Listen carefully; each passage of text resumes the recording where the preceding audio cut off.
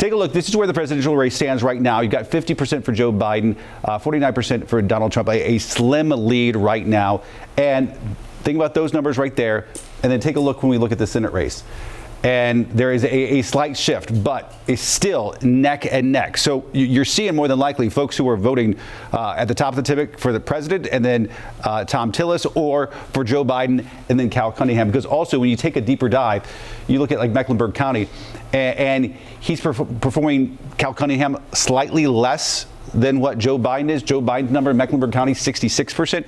There's no good reason why, as a Democrat senator, you shouldn't be performing as well as in a place like Mecklenburg County.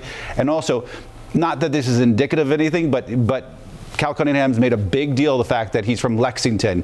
And if you take a look, he is way underperforming in his home county. Now, Davidson County is also, I know it well, very Republican, so that's to be expected. But any idea that he might get a slight bump there is not happening at all. But he's getting the New Hanover bump that Biden is getting, that he didn't get 4 years ago with Hillary Clinton, and also in Nash County that went Republican 4 years ago. He's getting that as well. So whether it's Cal Cunningham helping Joe Biden or Joe Biden helping Cal Cunningham, it looks like when you look at those numbers, then you look at the presidential race, they're fairly close together. That's what we said was likely to happen, that the first batch of votes were going to come in, were going to be absentee ballots, mail-in ballots, early voting, that sort of thing, and they were going to favor Joe Biden. And then after that, there would be a red wave, for lack of a better term, that would be some of the Trump supporters who went to the polls today and got counted. And that's what you see here reflected in these numbers.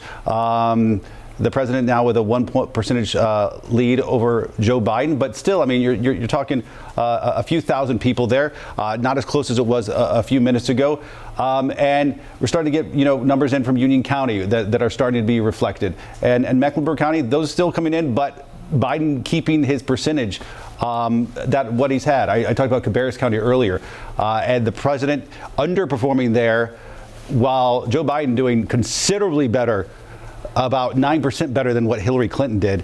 But that might not be enough here in North Carolina. Let me increase this just a little bit.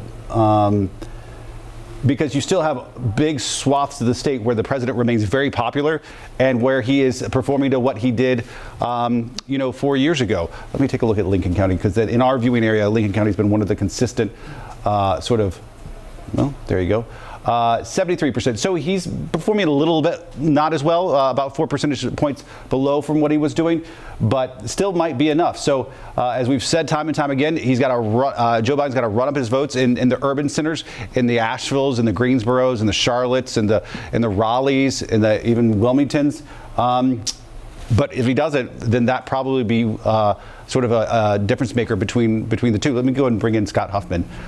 He's watching it. So now, for the first time of the night, it looks like Donald Trump does have a lead here in North Carolina. It's a matter of whether or not he can keep it with the remaining votes to be counted. Ben, what's the latest that you're seeing right now?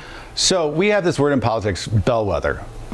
I don't know where it comes from, but it basically means indicator, a good idea that something might happen.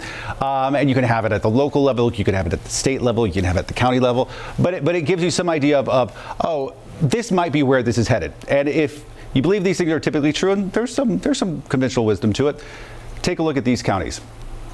Jackson County out west, I've mentioned it before because it's not only a bellwether, but it's also a swing county. And then Caswell, up here, the northern part of the state, right along the Virginia line, and then Hyde, a big old county. I'll take a look at it, down out towards the Outer Banks. Those have all been consistent bellwethers here in North Carolina over the past 3 presidential elections, as in how they went, the state of North Carolina went. So now that you understand that, you see Jackson's a pink, but it's red. Caswell, also a lighter red, and then Hyde is as well. They're not the deep red that some of these other counties are, but they're all red, as in they're all going for President Trump in their own way.